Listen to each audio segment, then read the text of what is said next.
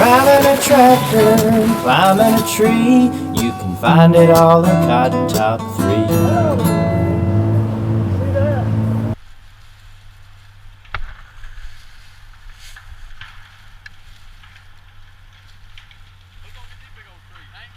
Yeah.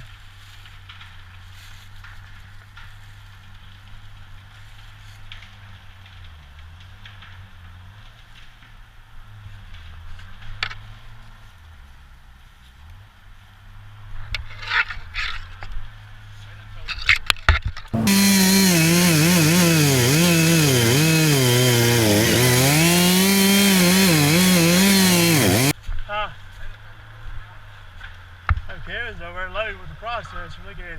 Yeah, I think it's told Terry to hold on until we get out of here. Okay. Good.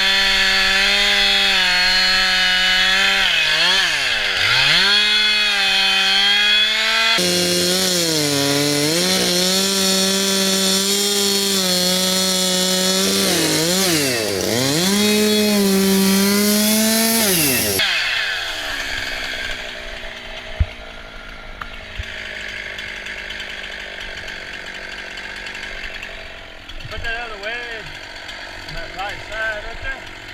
Right there. Oh,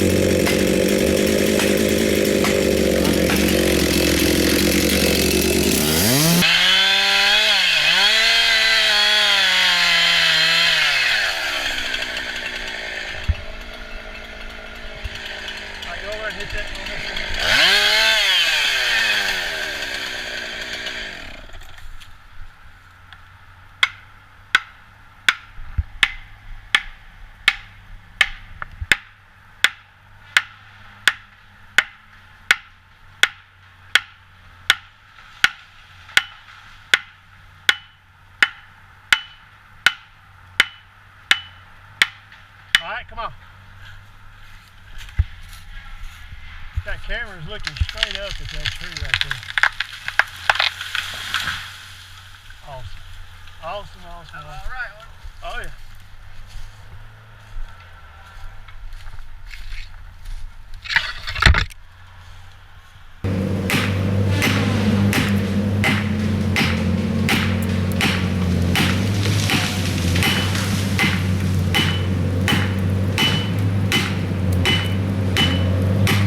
All right, come on.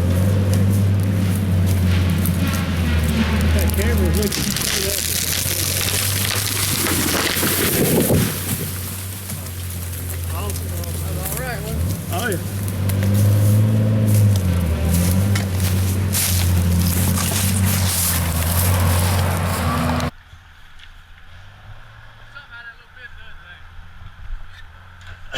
Well, if you move it that far down here, you're moving it about that far up there to 100 feet. So yeah.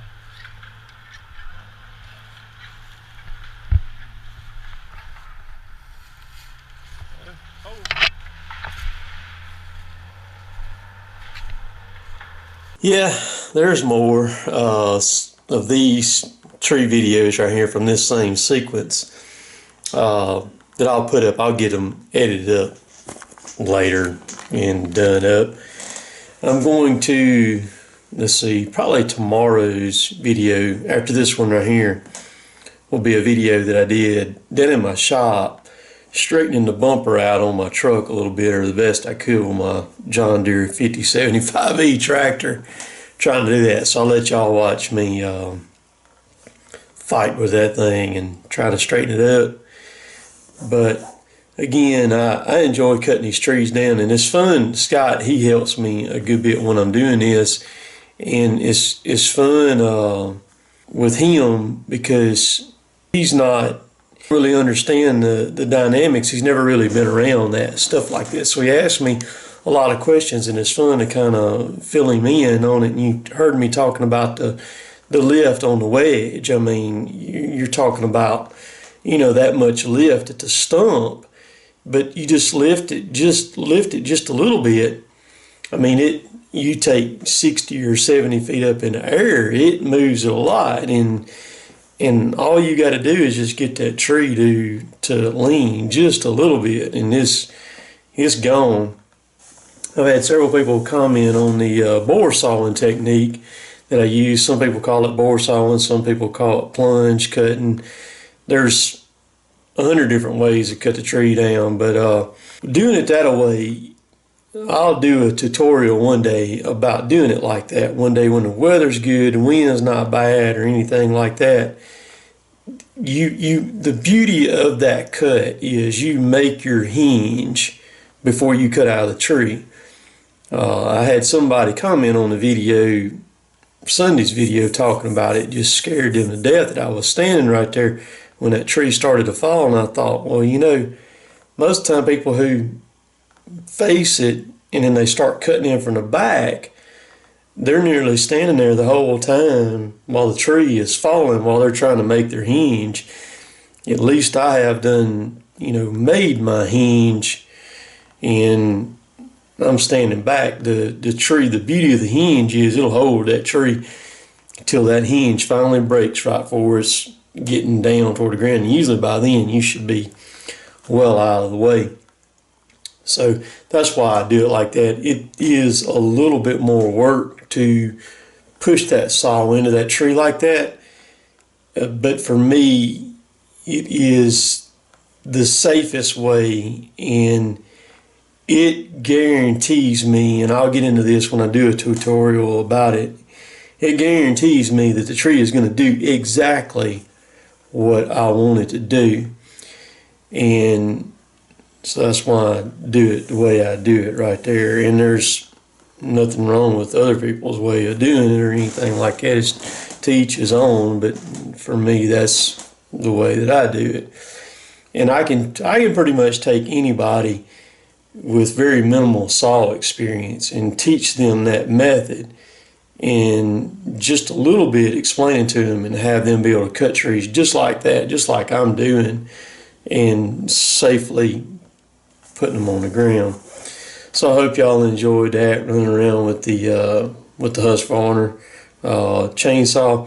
I've had some people ask about the saw. That saw is now 18 years old. We got 3 of those saws, 3 of those 372s. Very, very, very good saws that Husky put out. Still running. Still what I currently cut down with if I do some cutting down. And Husky's got the new 572 out now, and it's actually a more powerful saw. I want to get my hands on one. I already know it's more powerful. I do know that for a fact, but I would like to own one of those things too. So, like I said, I hope you enjoyed that. Please subscribe to me if you like my stuff. I'm trying to keep really good content coming out and different things, and got a lot of stuff going on in my shop down here that I'm going to be including y'all on. Y'all going to see some of coming up here in the future. And if you want some of my stuff, like my Cotton Top 3 merchandise, you can go right down below. There's a link, you can click it, take you right over to my website where the hats, t-shirts, all that stuff is. And also, all the gear that I use is in an Amazon link. I think I have everything listed there. I may be missing something, but I mean, I've even got my dog collars, and it's just a great go-to place where people can go to it when they ask me questions and stuff like that. So y'all be good. We'll catch y'all later. Later, taters.